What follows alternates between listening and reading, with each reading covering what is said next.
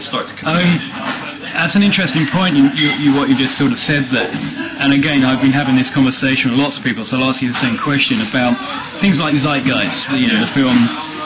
What's your view on Zeitgeist? Because I keep meeting a lot of people who, again, for want of a better word, say, are in the truth movement, whatever that really means, and they see Zeitgeist and they go, oh, yeah, the Zeitgeist, brilliant, yeah, all religion's just, Illuminati created, and it's just to dupe us. Yeah. What's your viewpoint? Because surely they're just repeating someone else's viewpoint, and then that becomes the new accepted dogma that, none of us can be religious because, oh, well, didn't Zeitgeist explain that it's all sun worship, it's not really real? When there's a lot of things, a lot of people have pointed out with films like Zeitgeist that are incorrect, factually.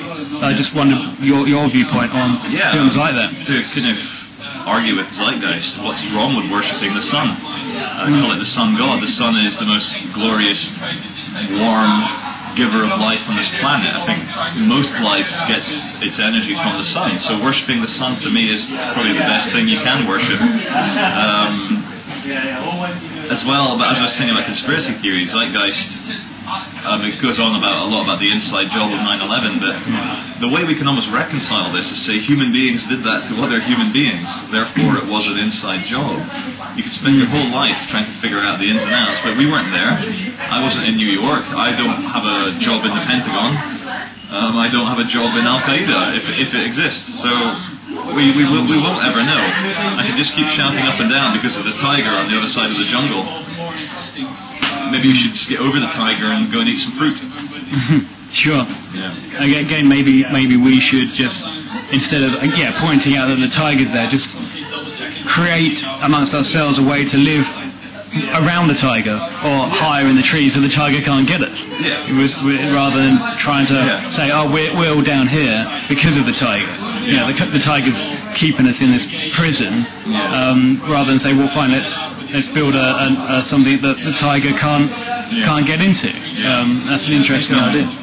The idea of unconditional love is very important to remember. I've maybe felt it. Fleeting moments where I think a lot about something, but then it goes away. You wake up the next day and you're like, oh, I've lost the unconditional love. But if I can try and imagine the love my mother feels for me or your mother feels for you, it's unconditional love. And even if you murdered someone, your mother would love you exactly the same because she has that unconditional love. And that to me is a big challenge for us as human beings going through a bigger cycle of consciousness now, is to try and expand our love to include all humans, whether they're making terrible mistakes such as going to war or killing people or raping people, terrible mistakes, but to realize that they are making a mistake, and they're as much human as you are. And as Jesus said, he who has not sinned cast the first stone. I'm not perfect. I've hurt people in the past. I've hurt people's emotions.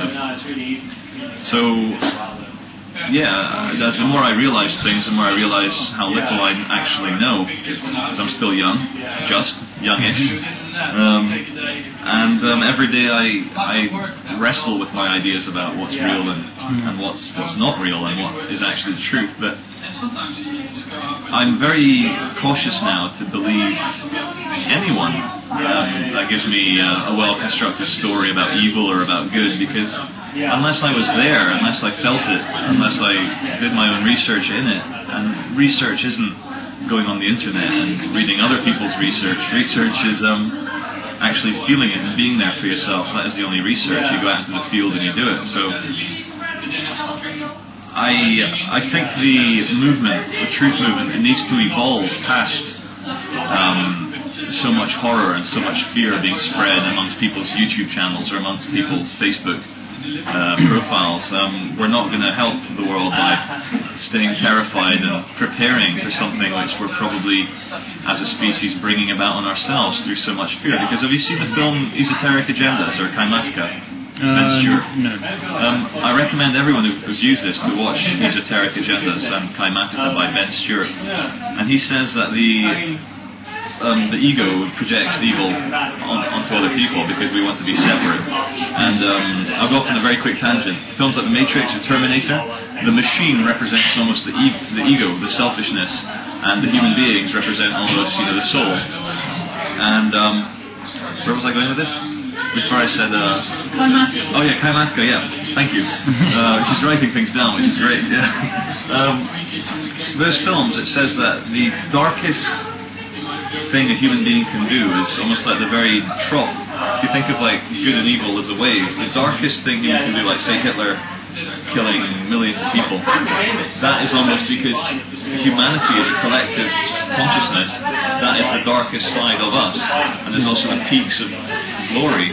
And because we're all manifestations of the divine as human beings on earth, and my personality is different to yours because my atomic structure is different to yours, so I manifest that God in my own way. Like, not to say I'm God, of course I'm not God, I'm just a collection of atoms, but the divine energy going through me or going through you or going through Magda is just the manifestation of that. So it's not important to try and save the world per se, but to try and save yourself.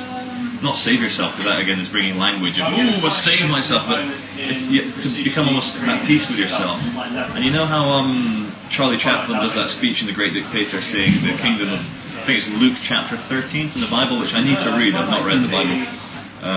He says the kingdom of God exists inside every man, not one man, but all men. And so meditation, looking within yourself, almost dividing reality to such a minute point, like searching within yourself. If you can come at peace with yourself and accept everyone else for how they are, forgive them for their shortcomings, because that's what evil is. It's a shortcoming. It's the inability to see what the right thing is to do, because you're blinkered. And if you're okay with that, I think that is the secret, which I've not arrived at yet, of peace and happiness with yourself and with the people you love around you, and even the people that you find it very challenging to love. People like, I don't know, Tony Blair or George W. Bush. Anyone, I think, when you think about it, wouldn't say that they were happy individuals. So rather than hate and anger, we should almost feel sympathy. And pity is probably too negative a word, but feel empathy with how they've allowed themselves to become like this. And I think, given, I don't know, a year on a desert island with a lot of marijuana, a lot of hugging, and a lot of very spiritual people, even Dick Cheney, even Dick Cheney could perhaps be convinced and brought round, and he'd feel so ashamed of himself for what he'd done, and he'd have to forgive himself before he could move on, because the power and control and ego are very powerful things, and if you start chasing something outside yourself, like money or control or power, it never ends, because the nature of reality is infinite, and you can never have infinite money or infinite power, but by looking within yourself, I think you can have infinite love, and that's probably when you die, because suddenly you go to the other realm, infinite love. So I guess the fact that we're all still alive shows how imperfect we are, that we're all just like little babies in the cosmos trying to figure stuff out. Sure. I don't know if there's anything more to say on that part. So, lastly, do you want to say what your next megaphone experience is, or any website or YouTube thing you want to promote, or just say we can check out your videos?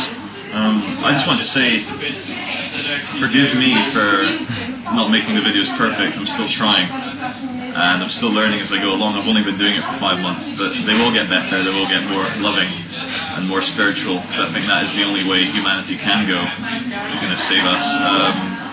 As for projects, we never plan ahead, so I guess we'll just have to wait and see.